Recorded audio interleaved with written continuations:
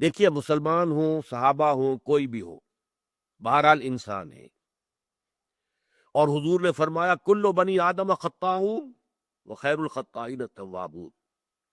تمام بنی آدم خطا کار ہیں، اور البتہ ان خطا کاروں میں بہتر وہ ہے کہ جو توبہ کرنے والے ہیں۔ پھر یہ کہ ظاہر بات ہے اختلاف کا پیدا ہو جانا یہ بھی انسان کی فطرت کے اندر ہے، اس کی سرشت میں ہے۔ ایک رائے میری ہے، ایک رائے آپ کی ہے، آپ اپنی رائے پر جازم ہے، میں اپنی رائے پر جازم ہوں۔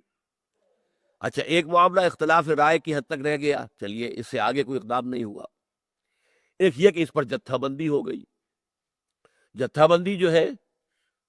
ایک درجے میں ہاتھا پائی پہ آ گئے یا باقاعدہ جنگ ہو گئی، یہ ساری صورتیں مسلمانوں میں بھی ممکن ہیں۔ لہذا اب یہ بات آ رہی ہے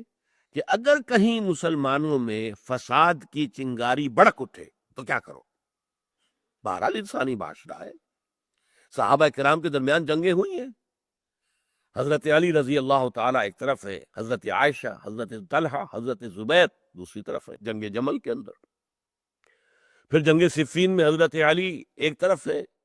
اور حضرت معاویہ اور حضرت عمرو بن العاص دوسری طرف ہے۔ تو یہ صورتحال صحابہ میں بھی پیش آئی ہے،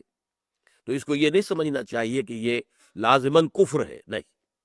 مسلمانوں میں اہل ایمان میں صحابہ میں بھی اختلاف ہو سکتا ہے، اور اختلاف جو ہے وہ قتال تک بھی پہنچ سکتا ہے، جس کے لیے ثبوت ہمارے پاس تاریخ میں موجود ہے۔ لہذا یہاں فرمایا لیکن اس کے ضمن میں ہدایت کیا دی جا رہی ہے؟ وَإِن طَائِفَتَانِ مِنَ الْمُؤْمِنِينَ اقْتَتَلُوا، اگر دو گروہ اہل ایمان میں سے باہم لڑ ہی پڑے، یعنی وہ اختلاف جتھا بندی جو ہے اس کے بعد آگے زبانی کلامی سے آگے بڑھ کر باقاعدہ جنگ کی نوبت بن جائے، اس انتہا تک بھی پہنچ جائے معاملہ، اور یہ پہنچ سکتا ہے، اس سے ثابت ہوا کہ ان کے ایمان میں کوئی نفی نہیں ہوئی، اس لیے کہ ان طائفتان من المومنین ہے، وہ دونوں مومن،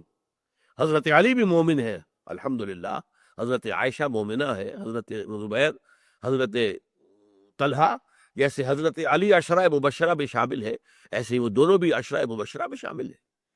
تو اس کو یہ نہیں سمجھنا چاہیے کہ وہ کافر ہو گیا، ان میں سے کوئی ایک گروہ، معاذ اللہ، نہیں، اختلاف تھا، اختلاف شدت اختیار کر گیا،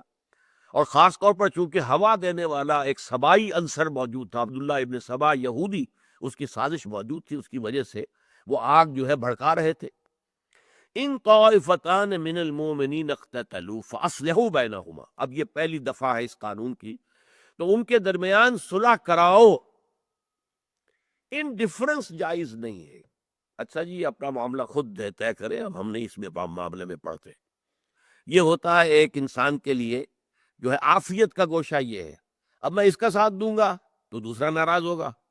دوسرا کا ساتھ دوں گا تو یہ ناراض ہو جائے گا، تو میں تو اس چکر میں پڑھتا ہی نہیں، یہ جائز نہیں، یہ روا نہیں، یہ انڈیفرنس جائز نہیں، اس لیے کہ یہ بھڑک کر آگ اگر اور بڑھتی ہے تو نقصان کسے پہنچ رہا ہے؟ ملت کی وحدت ختم ہو رہی ہے نا، ملت کی وحدت جو ہے تقسیم ہو رہی ہے تفرقے کے اندر، تو جو خیر کی طاقت تھی، کنتم خیر امت اخرجت للناس، تم تو لوگوں کے لیے نکالے گئے ہو تاکہ لوگوں کی اصلاح کرو، تو وہ خیر کی طاقت منتشر ہو جائے گی، کمزور ہو جائے گی، ضعیف ہو جائے گی، تو دیکھیے کہ کہاں سے کہاں تک پہنچتا ہے اس کا نتیجہ۔ لہذا جس کو کہتے ہیں انگریزی میں نپ دی ایول ان دی بڈ، جہاں کہیں ایسا معاملہ ہو فوراً صلح کراؤ، یہ صلح کرانا تمہارا فرض ہے،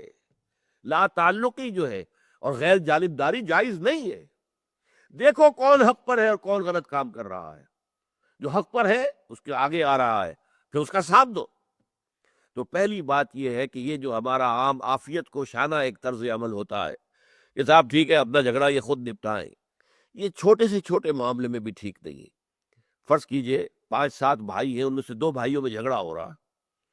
اب جو باقی 5 ہیں وہ کہتے ہیں جی ہمیں اس سے کیا کرنا، ہم خام خواہ اس کا ساتھ دیں گے تو وہ ناراض ہوگا، اس کا ساتھ دیں گے تو وہ ناراض، یہ صحیح نہیں ہے، جائز نہیں ہے۔ صلح کراؤ، دیکھو حق کی کیا بات ہے، فاصلحوا بینہما، صلح کراؤ ان کے مابین۔